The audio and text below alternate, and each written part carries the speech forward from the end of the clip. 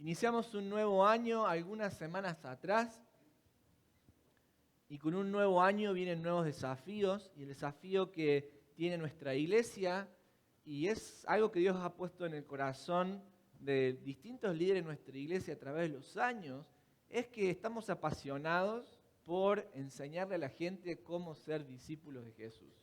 Queremos enseñarte cómo seguir a Cristo. Queremos enseñarte qué significa seguir a Cristo. Estamos apasionados por el mensaje transformador del Evangelio que puede cambiar nuestra vida a 180 grados de diferencia. Cuando íbamos por un lado en la vida y estábamos muertos en nuestros delitos, en nuestros pecados, pensábamos que no había un mañana, estábamos sin esperanza, Dios nos busca y Él nos llama con su voz a través del arrepentimiento de los pecados por el sacrificio de Cristo y Él cambia nuestra vida, Él hace nuevo. Y nos da una nueva meta, una nueva esperanza, un nuevo objetivo en la vida. Así que qué mejor que empezar el año sabiendo cómo uno puede crecer siendo un discípulo de Jesús. ¿Qué significa ser un discípulo de Jesús? ¿A quién seguimos? ¿Por qué lo seguimos?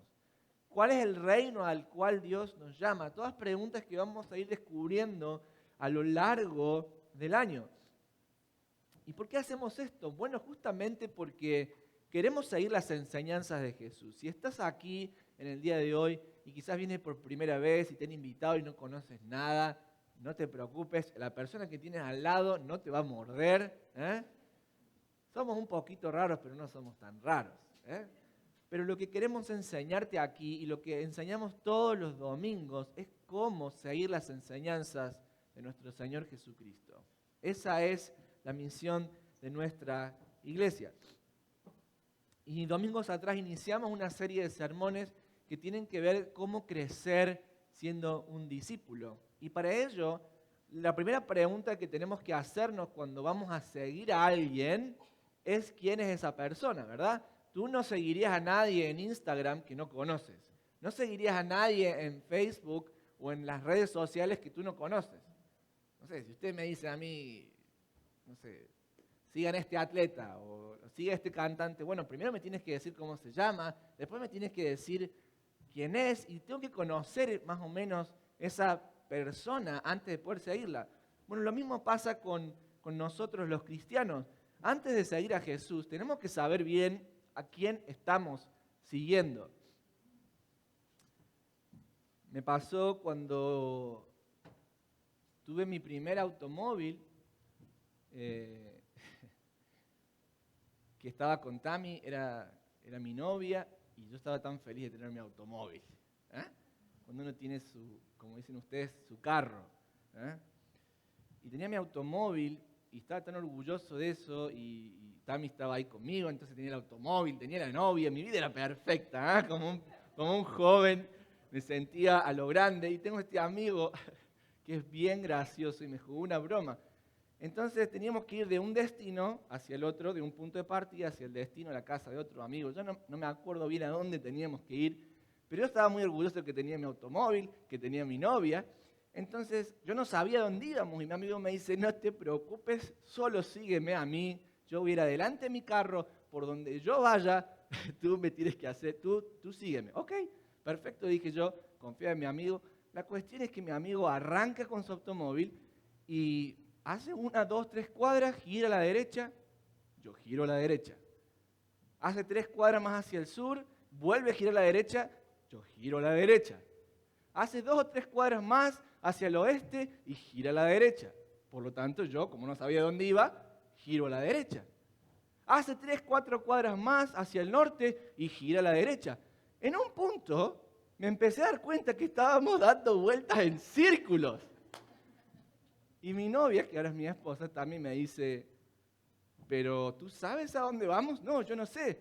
¿Pero tú sabes a quién sigues? Bueno, creo que sí. La cuestión es que mi amigo me estaba jugando una broma y me hizo andar en círculo por 10 minutos más o menos, hasta que se le ocurrió ir al destino que teníamos que ir.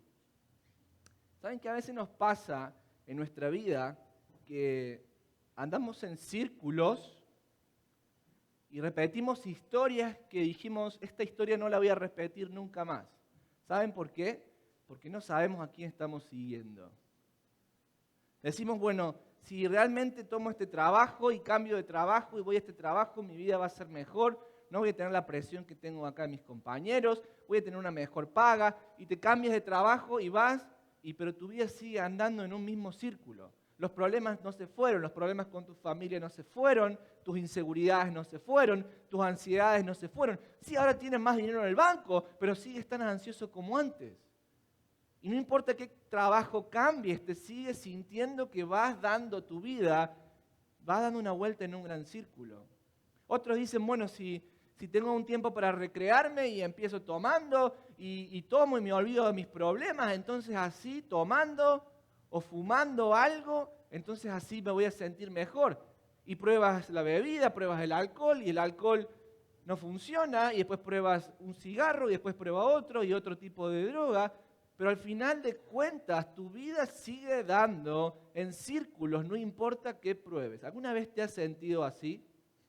¿Alguna vez te has preguntado a ti mismo, ¿a dónde voy con mi vida? ¿Para qué estoy aquí? ¿A dónde va mi vida? Bueno, esta es un poco la situación en la que se encuentra la audiencia de Lucas, el evangelista, cuando escribe su evangelio, estos primeros cristianos del primer siglo que son presentados a la idea de Jesús, son presentados al mensaje del evangelio y son personas que en su vida han dado círculos y círculos interminables sin llegar a ningún lado y ahora están viendo en Jesús un norte, una guía, una dirección. Pero como ya les dije anteriormente, los cristianos del primer siglo, cuando Lucas se escribe más o menos, estaba gobernando el emperador Nerón en Roma, que quemó la ciudad de Roma entera, y claro, cuando se armó un incendio grande y se vio que había cometido un gran error porque estaba demente, dijo, la quemaron los cristianos. Así que la gente salió a perseguir a los cristianos. Los cristianos desde el primer siglo se empezaron a dar cuenta que seguir a Jesús no era una cosa, la verdad que está súper, como decimos ahora, está súper cool seguir a Jesús. La verdad que es súper fashion, es el style de la época. ¿Sos cristiano? Sí, soy cristiano, es la nueva onda. Es el nuevo trend ahora ser cristiano en el primer siglo. No era así. Si uno era cristiano en el primer siglo, lo perseguían a uno hasta dar la vida por lo que uno creía. Entonces estos cristianos se están preguntando, bueno, Jesús dice que es Dios, pero ¿qué evidencias tenemos? ¿Sabe Él a dónde va? ¿Sabe Jesús a dónde va? ¿Sabe Jesús dónde va guiando nuestras vidas? ¿Será cierto que nos espera en la gloria? ¿Será cierto que hay una promesa más allá de esta vida, que nuestra vida está segura con Él? Se están haciendo todas estas preguntas. Entonces Lucas comienza a compilar el Evangelio para tratar de contestar y responder estas dudas y estos problemas que estos cristianos del primer siglo tienen. Ahora vamos a llegar al pasaje 9 del Evangelio según San Lucas, donde previamente, si nosotros leyéramos todo el Evangelio, vamos a ver que desde el momento de la anunciación ya Dios se empieza a revelar quién es Cristo. ¿Quién es? ¿Quién es Jesús? Y empieza a revelarlo. Hijo del Dios Altísimo. Y si ustedes notan, por ejemplo, en el capítulo 8 de Lucas, vamos a ver que Herodes también se empieza a preguntar, ¿quién es Jesús? Y Herodes, que era el rey de los judíos de esa época, lo quiere traer a su palacio para ver las señales que hacía. Y se pregunta, ¿será Juan el Bautista que volvió de los muertos porque Herodes lo había matado? Y empiezan a preguntarse, ¿quién es esta persona? Y llegamos al capítulo 9, donde Jesús mismo le pregunta a los discípulos, ¿quién dicen los hombres que soy yo? ¿Se dan cuenta cómo Lucas va poniendo estas preguntas? ¿Quién es Jesús? ¿Quién es Jesús? ¿Quién es Jesús? Y llegamos al capítulo 9, no solamente las autoridades se preguntan quién es Jesús, no solamente el pueblo de Israel se pregunta quién es Jesús, sino que ahora mismo Jesús le pregunta a los discípulos, le dice, ¿quién dicen los hombres que soy yo? Y ahí algunos de los discípulos dicen, algunos dicen que eres Elías, otros que eres un gran profeta. Y Jesús cambia la dirección de la pregunta y dice, ¿quién dicen ustedes que soy yo? Y Pedro, obteniendo esta revelación divina que no viene de él, vino del Espíritu Santo, dice, tú eres el Cristo de Dios. O en otros evangelios, el Cristo, el Hijo de Dios. Y en Mateo vemos esa confesión que hace Pedro y dice, bienaventurado Pedro, porque esto no te lo reveló ni carne ni sangre. Y vemos que la identidad de Cristo se hace patente, se revela prístina y claramente en el capítulo 9 de Lucas. Ahora bien, la pregunta que vamos a ver en el pasaje que vamos a determinar y vamos a estar tocando en esta mañana, tiene que ver con la identidad de Cristo, algo que el evangelista ya ha revelado en previos capítulos y en previos versículos, pero va un pasito más adelante. No solamente saber quién es Jesús, sino la pregunta que el pasaje que vamos a ver en esta mañana intenta contestar, y es la pregunta que quiero que tomemos para nosotros en esta mañana, es ¿cómo se revela la deidad de la identidad de Cristo? ¿Cómo sabemos que Cristo dice ser quien es? ¿Cómo sabemos que verdaderamente Jesús es plenamente Dios? ¿Cómo sabemos que en Él, como decía el apóstol Pablo en Colosenses en el capítulo 2, en Él habita corporalmente toda la plenitud de la deidad? ¿Cómo se revela la deidad de la identidad de Cristo? Vamos a verlo en el pasaje que contiene la historia de la transfiguración. Así que les invito a que abran sus Biblias en Lucas, en el capítulo 9, y vamos a iniciar la lectura del verso 28 en adelante para ver cómo es que el Señor responde estas preguntas. Oremos primeramente y busquemos al Señor en oración. Señor, llegamos delante de tu presencia en esta mañana y necesitamos escucharte, Padre. Señor, tú sabes que yo no tengo absolutamente nada que ofrecerle a tu pueblo en esta mañana. No puedo darles nada que ellos necesiten, no puedo darle nada que satisfaga la necesidad de su alma y de su corazón. Pero tú sí puedes, Señor. Tú tienes palabras de vida eterna. Danos, Señor, hoy el agua de vida que puede cambiar nuestra vida para siempre. Que por el poder de tu palabra llames, Señor, a los pecadores al arrepentimiento. A los cansados, Señor, llames a la fuerza. Al cautivo llames a libertad. Señor, que por la proclamación de solo tu palabra y solo tu escritura en esta mañana hagas milagros, Señor. Tú no necesitas la habilidad de un comunicador. Tú no me necesitas, Señor, a mí. Por eso nuestra confianza está puesta en ti en esta mañana, en tus palabras en esta mañana. Obra, opera en nuestro corazón, te lo rogamos y te lo suplicamos, Señor. En el nombre de Cristo Jesús. Amén. ¿Cómo se revela la deidad de la identidad de Cristo? Bueno, en primer lugar, vamos a leer el versículo 28 al 30 y vamos a ver qué es lo que la palabra de Dios nos dice. Dice el versículo 28, aconteció como 8 días después de estas palabras. ¿Qué palabras? Las que las que Pedro había dicho, había respondido a la pregunta de Jesús, ¿quién dice ustedes que yo soy? Son unos versículos un poquito más antes del pasaje en el que estamos. Esto es un evento que ocurrió en Cesarea de Filipo. Una región que está al norte de Galilea. Y Lucas está atando ese episodio de la revelación que Dios le dio a Pedro en esa confesión gloriosa, tú eres el Cristo, el Hijo de Dios, está atando ese hecho con lo que va a pasar ahora en la historia de la transfiguración. ¿Estamos todos hasta ahí? Muy bien. Aconteció como 8 días después de estas palabras. Algunos dicen, ¿por qué 8 días? Bueno, quizás Lucas está haciendo una referencia al templo, y ya vamos a ver por qué, al templo de Dios, donde habitaba la presencia de Dios en el libro de Ezequiel, donde se repite mucho este número.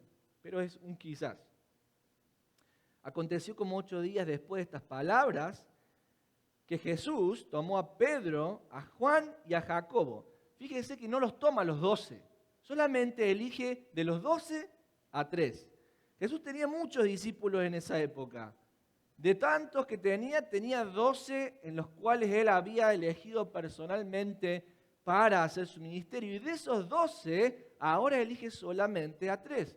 A Pedro, a Juan y a Jacobo. ¿Y qué hace Jesús? Y subió al monte a orar. Y entre tanto que oraba, la apariencia de su rostro se hizo otra, y su vestido blanco y resplandeciente. Y aquí 2 varones que hablaban con él, los cuales eran Moisés y Elías, quienes aparecieron rodeados de gloria, y alababan y hablaban de su partida que iba Jesús a cumplir en Jerusalén. Jesús toma a estos 3, se va a un monte, quizás, probablemente fue el monte Hermón, que está ahí en la región de Cesarea de Filipo, al norte de Galilea. Quizás fue ese monte. Algunos dicen, no, es el monte de la Transfiguración, el monte Tabor, que está al sur de Galilea. Me parece que no, porque la confesión de Pedro fue en Cesarea de Filipo. Van a este monte, y usted dirá, ¿para qué nos cuenta eso? Bueno, es importante saber un poquito de geografía bíblica. Van a este monte, Jesús los toma a estos 3 discípulos y de repente Jesús empieza ¿a qué? A orar. Y mientras él está orando, su rostro empieza a cambiar. Su apariencia empieza a cambiar. Dice otra versión, su rostro empieza a resplandecer como un sol. Creo que esa es una buena traducción. Y sus vestiduras, que eran comunes, se empiezan a convertir en vestiduras blancas, más blancas que la nieve. No la nieve de Chicago que usted estuvo ahí manejando para venir aquí, que está toda negra, llena de sal. Esa nieve no. ¿Vio cuando la nieve cae apenas por primera vez, que está en las copas de los árboles, que uno la ve bien blanca? Bueno, más blanca que esa nieve. Sus vestiduras cambiaron.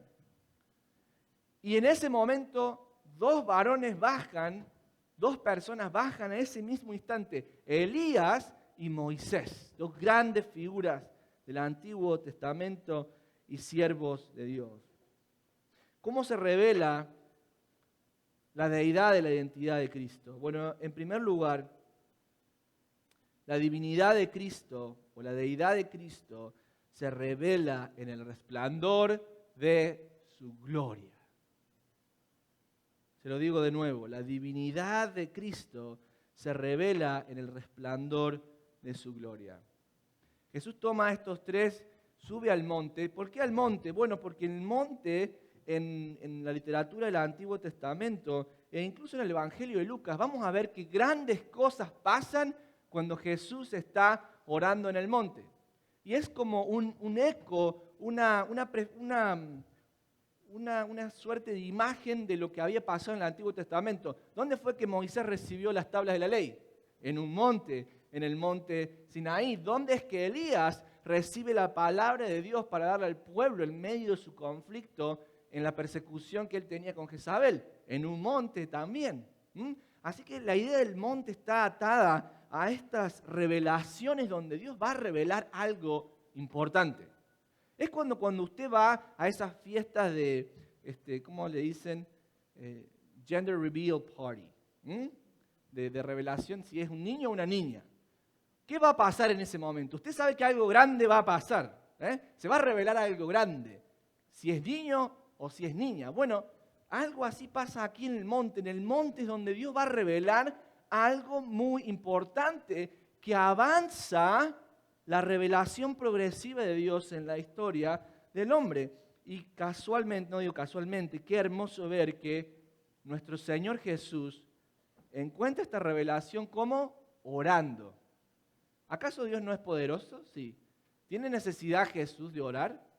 ¿Necesita Él de alguien? No. Sin embargo, Él ora para dejarnos este ejemplo a nosotros. Esta palabra apariencia que se transforma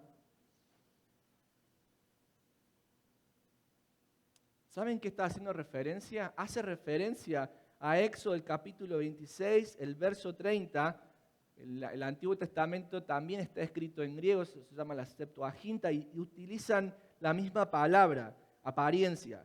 Y en Éxodo, en el capítulo 26 y el verso 30, Dios le está diciendo que va a poner un tabernáculo de acuerdo a su plan. Y le dice a Moisés, en la montaña, ve a la montaña porque ahí te mostraré la apariencia de este tabernáculo que quiero hacer. ¿Cuál es el punto?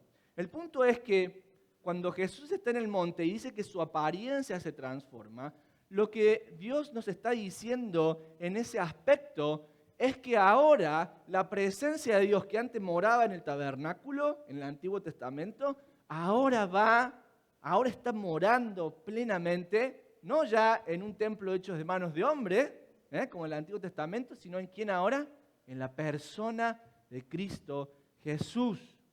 Y su apariencia cambia y está lleno de gloria.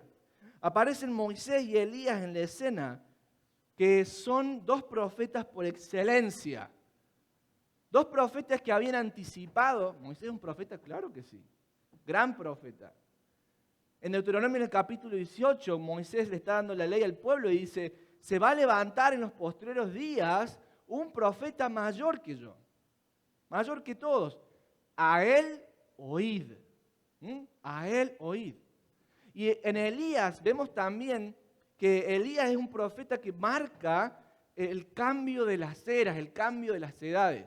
El pacto viejo iba a llegar a su fin y Dios iba a establecer un nuevo pacto con la humanidad, y Elías es como la persona que viene a traer la profecía de ese gran cambio. Por eso aparecen Moisés y Elías en esa escena. ¿Por qué? Porque lo que están diciendo, lo que Dios está diciendo con esa escena es, Cristo Jesús es el cumplimiento de todo lo que Dios ha prometido a través de toda la historia y todo lo que jamás prometerá. Todo lo que ha venido antes, Moisés, miren al Mesías, Elías, llegará un día en que vendrá el Mesías. Incluso estos dos profetas, Moisés y Elías, aparecen juntos en Malaquías en el capítulo 4, justamente Malaquías anunciando este cambio que Dios iba a hacer. Ellos están apuntando a Cristo, están señalando a Cristo. Y cuando Cristo viene, Dios hecho hombre en carne, aparecen estas dos figuras para confirmar esta gran verdad. Que la presencia de Dios, que la gloria de Dios no habita más en templos hechos de manos de hombres, ni en leyes que podamos tener, habita plenamente en Cristo Jesús. Ahora, ¿de qué se ponen a hablar? Imagínense ese momento glorioso.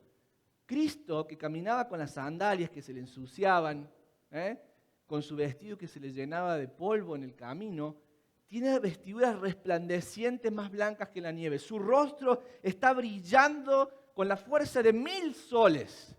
Imagínense esa escena. Viene Moisés y Elías, dos grandes profetas del Antiguo Testamento. ¿De qué se ponen a hablar? Del tiempo de su partida, o también se puede traducir del éxodo. ¿Por qué? Porque Jesús iba a ir a Jerusalén a hacer ¿qué? A morir en la cruz por nuestros pecados y liberarnos del pecado. Tal como Dios había tomado al pueblo de Israel y lo había liberado de la cautividad de Egipto. Habían tenido un éxodo de Egipto. Jesús está diciendo, ahora voy a llevar la humanidad a través de un éxodo. Esta vez los voy a sacar de la tiranía del pecado. Esto es lo que me apasiona, iglesia amada. Me apasiona ver al Cristo lleno de gloria, manifestado en gloria, ¿hablando de qué? Hablando de cómo poner su vida en sacrificio por nuestros pecados.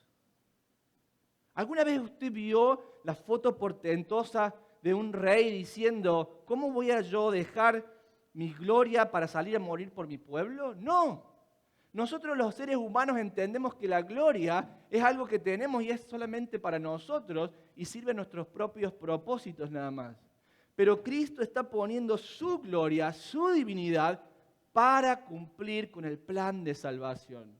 Es por esto que Pablo, cuando le escribe a los filipenses, se emociona de gran manera y les dice esto.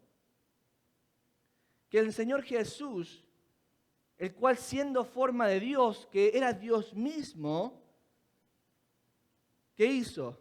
No estimó el ser igual a Dios como cosa que aferrarse, sino que se despojó a sí mismo, tomando la forma de siervo, hecho semejante a los hombres y estando en la condición de hombre, se humilló a sí mismo, haciéndose obediente hasta la muerte y muerte de cruz. ¿Cómo? A ver, espera un poquito, pastor. La gloria de Dios, la cual, si uno lee Éxodo capítulo 40, vamos a ver que Moisés, cuando desciende la gloria de Dios sobre el tabernáculo, no puede entrar. Tremenda, terrible la gloria de Dios. Dice el escritor a los hebreos, horrenda cosa es caer en las manos del Dios vivo. Cuidado, cuidado. En la península del Sinaí, en el monte santo del Señor, Dios le dio instrucciones al pueblo, no se acerquen, a no ser que vayan a morir, porque ustedes son pecadores y mi santidad, mi gloria, es tremenda y no tolera el pecado.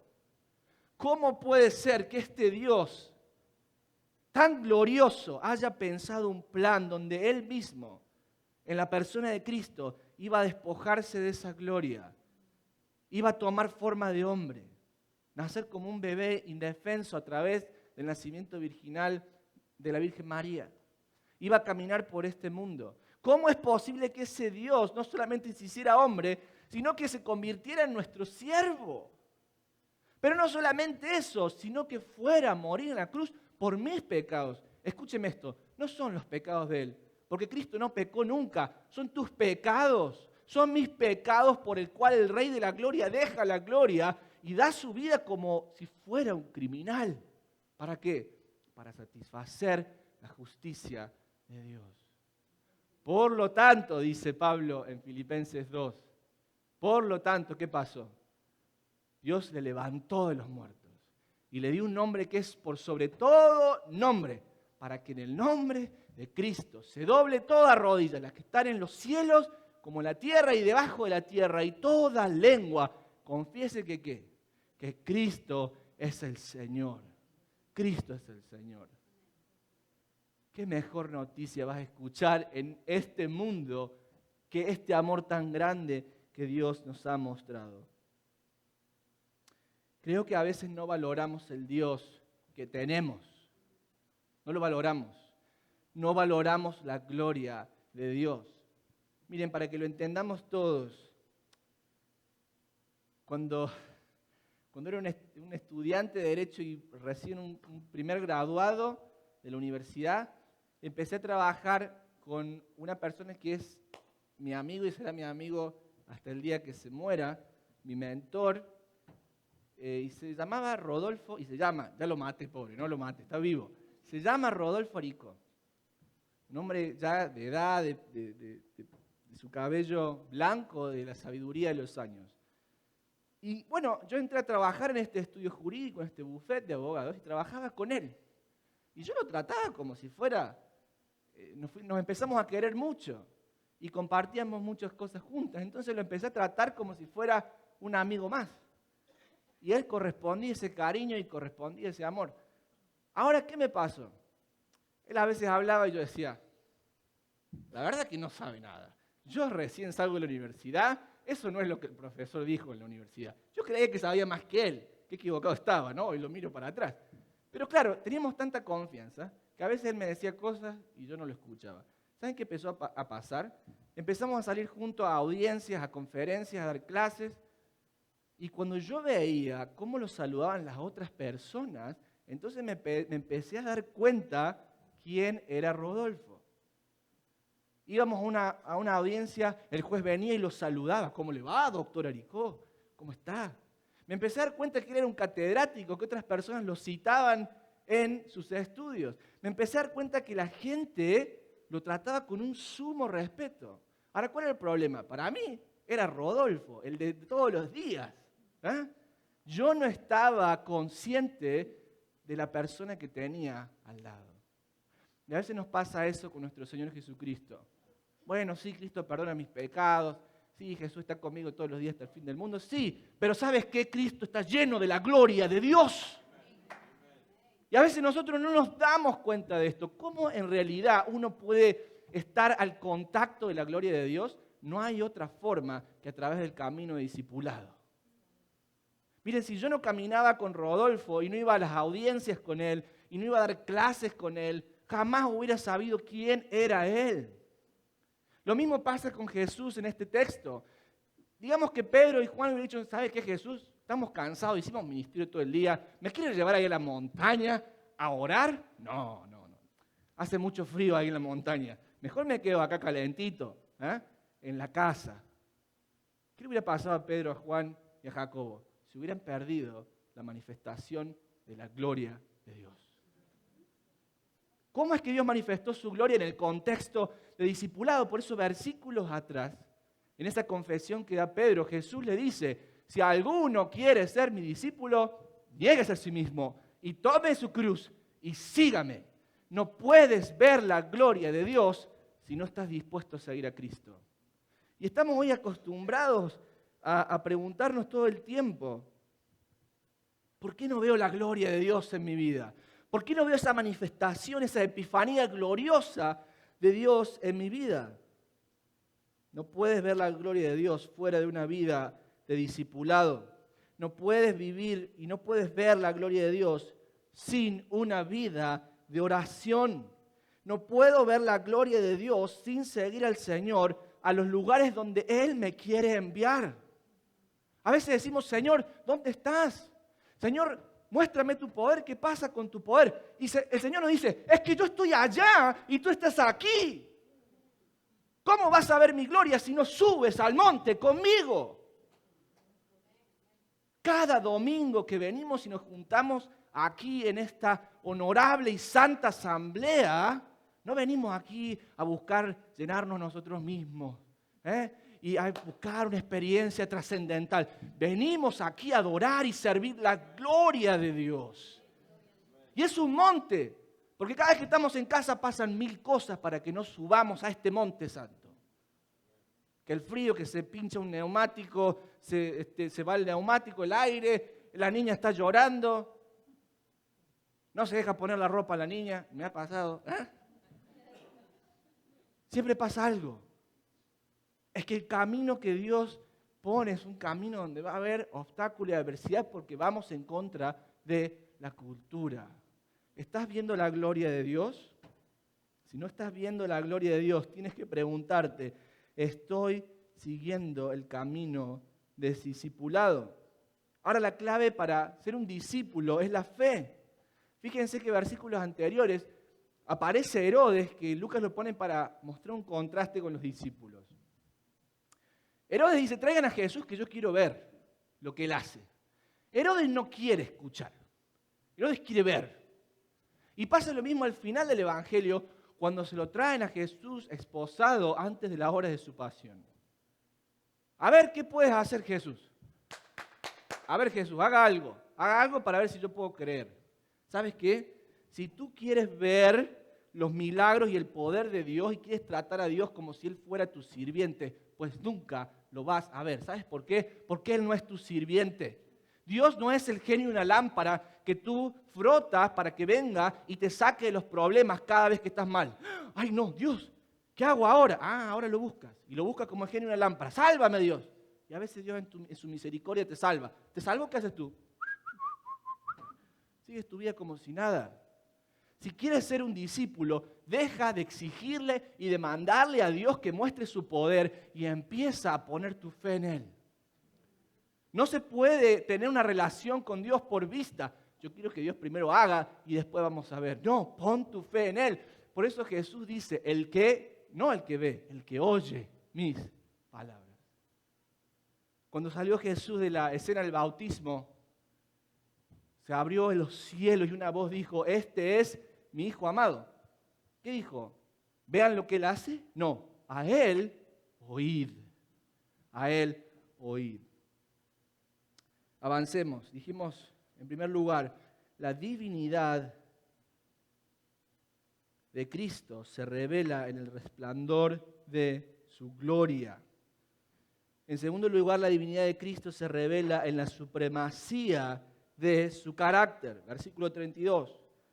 Y Pedro y los que estaban con él, por supuesto, estaban rendidos de sueño. Otras versiones dicen que ya se habían dormido o estaban somnolientos. Había sido un día largo. Habían escalado una montaña alta. Yo estaría ahí con una piedrita bien puesta, en mi cabeza, durmiendo a todo lo que no podría. Estaban rendidos de sueño. Mas permaneciendo despiertos, es decir, en ese estado de somnolencia, se levantaron. Mas permaneciendo despiertos, ¿qué pasó? Vieron la gloria de Jesús y a los dos varones que estaban con él. Y sucedió que apartándose de ellos él, la Reina Valera aquí está un poquito difícil. Moisés y Elías habían terminado su conversación con Jesús y se empezaron a retirar para irse. Cuando Pedro ve esto, Pedro le dijo a Jesús: Maestro, bueno es para nosotros que estemos aquí y hagamos 3 enramadas, una para ti, una para Moisés y una para Elías, no sabiendo lo que decía. Pedro de repente está ahí medio dormido, se despierta y ve la gloria de Jesús, su vestido resplandeciente, su rostro resplandeciente, y ve que Moisés y Elías se empiezan a ir, y lo que Pedro dice: me lo perdí. Estaba durmiendo y me lo perdí. Se levanta y va corriendo, ahí medio como con sueño, peinándose un poco, y le dice a Jesús: Señor, es bueno que estemos aquí. Hagamos 3 enramadas. Lo que está diciendo Pedro ahí está haciendo una referencia a la fiesta de los tabernáculos. Hoy no tenemos el tiempo para explicarla, pero era una fiesta que el pueblo tenía, donde hacían memoria cómo Dios había sacado al pueblo de Israel de la cautividad de Egipto y cómo Dios los había preservado en el desierto para entrar a la tierra prometida. Lo que Pedro está diciendo es: aquí está pasando algo glorioso que en el Antiguo Testamento Dios había revelado, y de acuerdo a lo que yo aprendí, de acuerdo a lo que yo sé, lo que tenemos que hacer es hacer estas enramadas o estos tabernáculos. ¿Por qué? Porque así, de esa manera, vamos a honrar este tiempo tan glorioso que estamos viviendo. Y usted puede leer más esto en Éxodo en el capítulo 23, Levítico 23, Zacarías 14. Era una fiesta solemne. No es que Pedro está diciendo: bueno, hagámonos ahora 3 carpas, 3 chocitas para pasarla bien todos. Pedro está hablando de una fiesta del Antiguo Testamento, una fiesta que anunciaba esa entrada de Israel a la tierra prometida. Pedro se estaba dando cuenta que había algo especial. Ahora, quiero que reflexionemos en las palabras de Pedro por un segundo. Pedro se encuentra con la gloria de Dios, ¿y qué es lo que él intenta hacer? Lo que hacemos todos. Él intenta entender la revelación de Dios a través de sus lentes, a través de su entendimiento humano. Él intenta querer explicarle a Dios, explicarle a Jesús lo que Jesús tiene que hacer. Qué bonito, Pedro, ¿no? Pero como 8 días atrás, Pedro, lleno del Espíritu Santo, había una revelación impresionante. 8 días después, Pedro está diciendo la cosa más ignorante que se le pudo haber ocurrido. Él quiere decirle a Jesús: Señor, así es como tenemos que vivir este momento. Pedro está un poco mostrando lo que pasa en nuestra vida.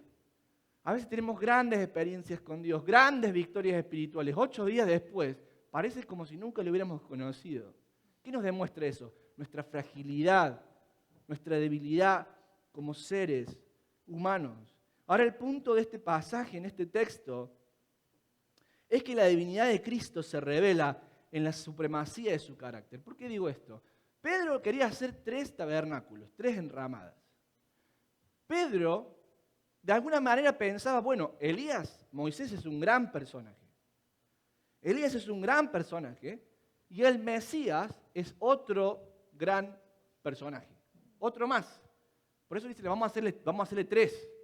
Vamos a poner ahí en 3 vitrinas los 3 santos. Vamos a ponerlo a Jesús al nivel de Moisés y de Elías. Pedro todavía no entendía bien quién era Jesús, porque la revelación que tuvo se la dio el Espíritu Santo.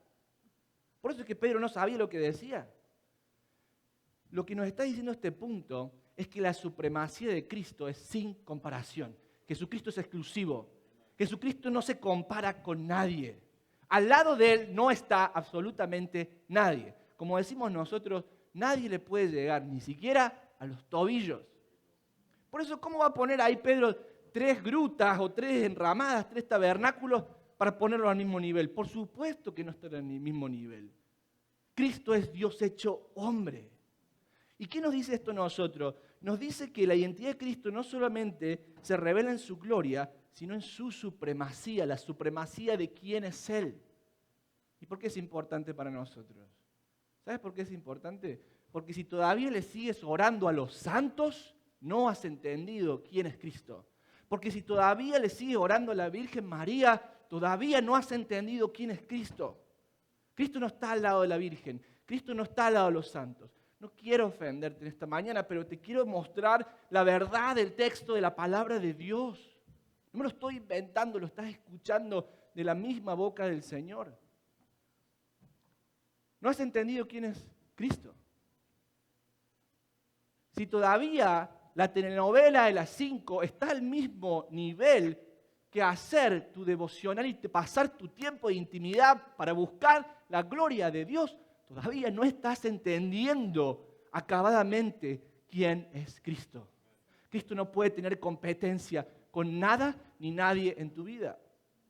Por eso Jesús dice, versículos atrás en el capítulo 9, si alguien me quiere seguir, pero mira para atrás, Señor, déjame que vaya y haga esto y después te sirvo, no es digno de mí, dice Jesús.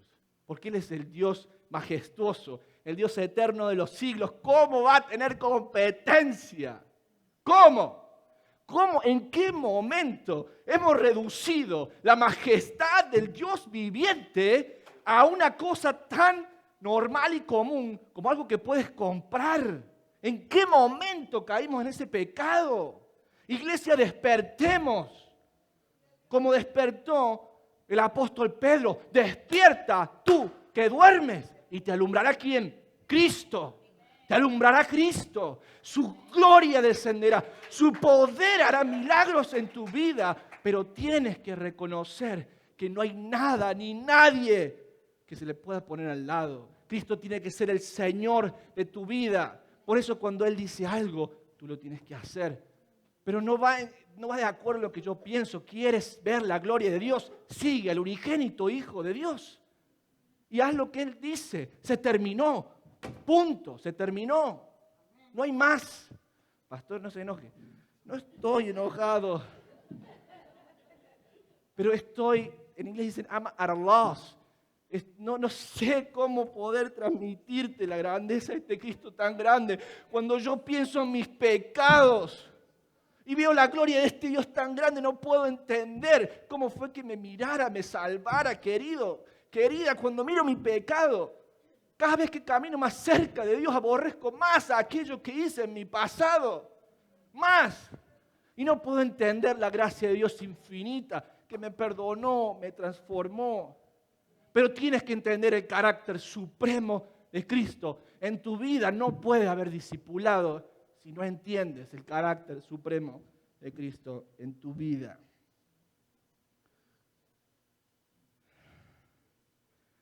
¿Cuál es tu mirada de Cristo? ¿Cuál es tu mirada de Cristo? Número 3, dijimos, la divinidad de Cristo, de su identidad, se revela en su gloria, en la supremacía de su carácter. Y por último, la divinidad de Cristo se revela en el poder de su presencia. En el poder de su presencia. Leamos juntos el versículo 34.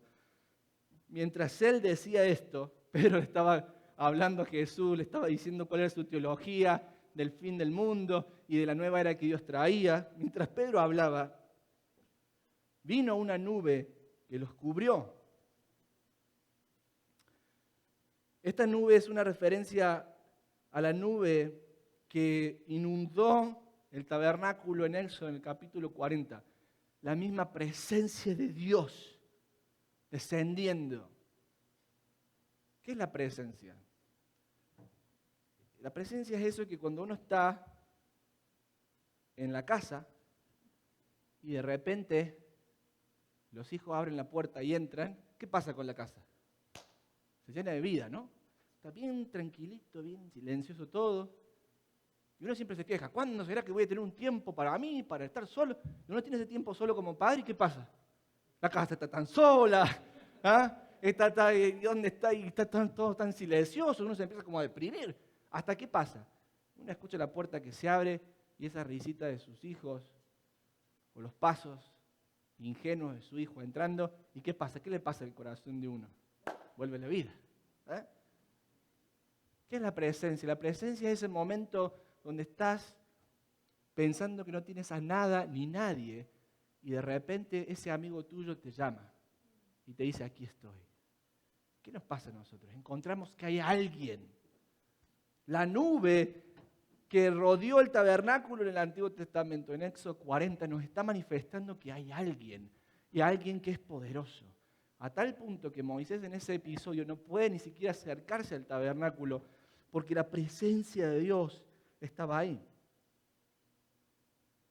Una cosa es la presencia del pastor Leandro. Yo entro aquí y a usted le puede dar lo mismo, ¿verdad? Y está muy bien que sea así. Pero si entrara el presidente de los Estados Unidos, ¿cómo se pondría usted? Ay, entró el presidente. Uno se pondría ahí los botones y se arreglaría un poquito. ¿Eh? O cuando entra la suegra a su casa, ¿eh? ¿Qué pasa usted? Empieza a limpiar por todos lados, ¿eh? Para que no le critique. La presencia no es lo mismo la presencia de una persona que otra. La presencia de Dios, que todo lo llena, no es lo mismo que la presencia de un ser humano. Por eso Moisés en Éxodo 40 no puede entrar al tabernáculo. Y en este episodio, en la transfiguración, dice la Biblia, mientras él decía esto, vino una nube que los cubrió. ¿Y qué pasó con los discípulos? Y tuvieron temor de entrar en la nube. Tuvieron miedo. Versículo 35. Y vino una voz desde la nube que decía, ¿qué decía? Este es mi Hijo amado, a él oíd. Un poco que le está diciendo Dios a Pedro, Pedro, haga silencio. Ahora estoy yo.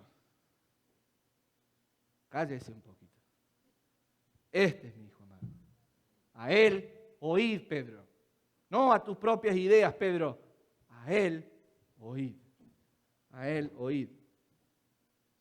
Versículo 36. Y cuando cesó la voz, Jesús fue hallado solo. Se desvanece la nube. Estos dos personajes del Antiguo Testamento desaparecen también. Se desvaneció. Y en esa figura que contrasta quizás con un amanecer, porque era quizás de noche, en la cima de la montaña, al desvanecimiento de la presencia de Dios, ¿quién queda? La figura de Cristo, solo, brillando hacia un horizonte. Ahí está la figura de Cristo.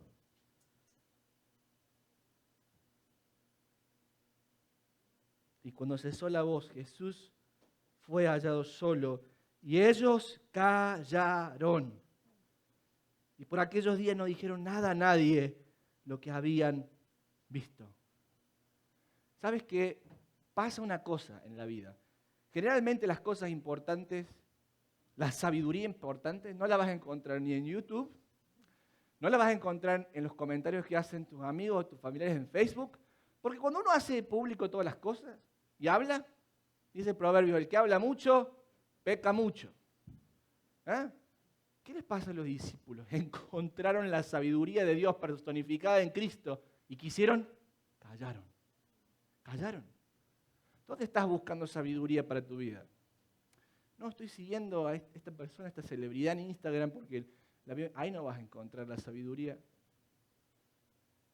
Cristo revela su deidad no solamente en su gloria, no solamente en la supremacía de su carácter, sino que también la divinidad de Cristo se revela en el poder de su presencia. Esta nube que viene y que los toma tiene una significante importancia para el autor de acuerdo a las profecías del Antiguo Testamento. De acuerdo a Ezequiel 37, Levítico 26, Dios siempre había prometido habitar en medio de su pueblo. Dios es un Dios que no es como esos dioses del Olimpo o el Dios del Islam que está ahí alejado de todo. Dios es un Dios que quiere caminar contigo y conmigo. ¿Cómo? ¿Que Dios quiere caminar conmigo? Sí. Si lees Ezequiel 37, Levítico 26, el anhelo y la promesa de Dios es un día voy a caminar con ustedes. ¿Qué hace Jesucristo cuando muere y resucita? ¿Qué les dice a los discípulos? Aquí yo estoy, ¿qué? Todos los días con ustedes hasta el fin de las edades, hasta el fin del mundo. Dios es un Dios que quiere caminar con nosotros. Dios no es ese Dios que quizás tú lo ves como, no sé, a veces te tocó vivir quizás con un padre que nunca le importó lo que hiciste con tu vida, ni se acordaba de tu cumpleaños y no quería saber nada, no sabía nada de ti. Y pasaron los, no sé, 20 años y de repente se le ocurrió a tu padre decir, uy, pasaron 20 años, ahora quiero conocerte. Dijo, sí, papá, pero los 20 años que pasaron, ¿qué pasó? No es así Dios. Dios es un Dios que quiere vivir caminando contigo. Qué preciosa verdad encontramos en la palabra de Dios. Ahora, lo importante de esta nube que simboliza la presencia de Dios, ¿qué es la presencia de Dios? Es que en la presencia de Dios encontramos todo lo que necesitamos para vivir. Miren lo que dice el apóstol Pablo en Efesios en el capítulo 1, 22 al 23. Que Dios sometió todas las cosas bajo los pies de Cristo y lo dio por cabeza sobre todas las cosas a quién, a la iglesia, la cual es su cuerpo, la plenitud de aquel que todo lo llena en todo. ¿Quieres encontrar significado e insatisfacción en tu vida? No la vas a encontrar en ningún otro lado que no sea la presencia de Dios. En la presencia de Dios, decía el salmista, en tu presencia hay ¿qué? Plenitud de gozo, delicias a tu diestra, por siempre y para siempre. Me voy a gozar ¿en qué? En la presencia de Dios. Y si es tan linda la presencia de Dios, ¿por qué queremos salir corriendo? ¿Por qué? ¿Sabes por qué? Por nuestro pecado. Como ese episodio en el Edén donde Dios le habla a Adán y a Eva después de que pecaron, le dice, ¿dónde están? Nos escondimos de ti. ¿Por qué? Porque habían pecado contra Dios. Ahora Dios en la persona de Cristo nos está ofreciendo reconciliación con Dios, para que no te tengas que escapar de la presencia de Dios. Hay gente que se escapa a veces. No digo de las personas que están en la puerta y cuando me toca saludar, se escapan ahí. No digo de eso. Capaz que tienen otras razones. Pero hay gente que se escapa de Dios. Viene tu abuelita a hablarte de Dios y tú ese día no quieres estar en la casa. Y planeas no estar ahí porque sabes que viene tu abuelita y sabes que tu abuelita te va a confrontar. Y te escapas de la presencia de Dios, de la palabra de Dios. En la presencia de Dios está el poder que puede transformar nuestra vida. Ayer estaba escuchando una canción de Ricardo Montaner, La Gloria de Dios. Muy bonita la canción. Pero dice en un momento, sale a jugar cuando me viene a ver y me deja ganar. Como la gloria está ahí. No quiero criticar ni la letra del autor ni el autor. Pero la gloria de Dios no es algo que uno pueda decir, bueno, a Jesús yo le hablo como si fuera mi amigo el de la esquina. No. Iglesia, nos hemos olvidado de tener esa reverencia por el Señor que en la Biblia se conoce como temor de Dios. De acercarnos a la presencia de Dios calladamente. Por eso cuando les hablo de lo del teléfono celular en el servicio, no lo digo porque el pastor se está volviendo cada día más gruñón y odioso. Se está haciendo cada vez más viejo. Bueno, sí, puede ser posible. No digo que no. Pero el punto está que cuando entramos a la presencia de Dios, tenemos que entrar en silencio. Tenemos que entrar con respeto, con suma reverencia. No solamente en la iglesia, en la casa. Cuando abres tu Biblia, tómate un tiempo de silencio. Está bien si oras durante el día, está bien si vas leyendo el Bible app cuando vas en el auto, en el automóvil, pero tómate un tiempo para entrar a la presencia de Dios en silencio. Y esta canción dice la gloria de Dios. Y me llama la atención que me puse un poco los comentarios que deja la gente ahí. ¿Quién hace eso? Yo. Leerse los comentarios de la gente en YouTube. Y me encontré con muchos que decían, dale like si crees que Dios, y lo pone con minúscula, dale like si crees que Dios está contigo en todo. Ahora no estoy juzgando a la persona, puede tener grandes intenciones. Pero yo les diría a ustedes, yo no le digo a esta persona, yo les digo a ustedes que son mi congregación. Deja de darle likes a las cosas en Facebook y quiebra tus rodillas para entrar a la presencia de Dios. La gloria de Dios se ha convertido en algo tan común. Dale like. No, por favor, no escribas más Dios con minúsculas. No lo hagas. Y deja de darle like a las cosas y quebremos nuestras rodillas más. ¿Para qué? Para encontrarnos con la presencia de Dios que nos deja como callados cuando vemos su grandeza.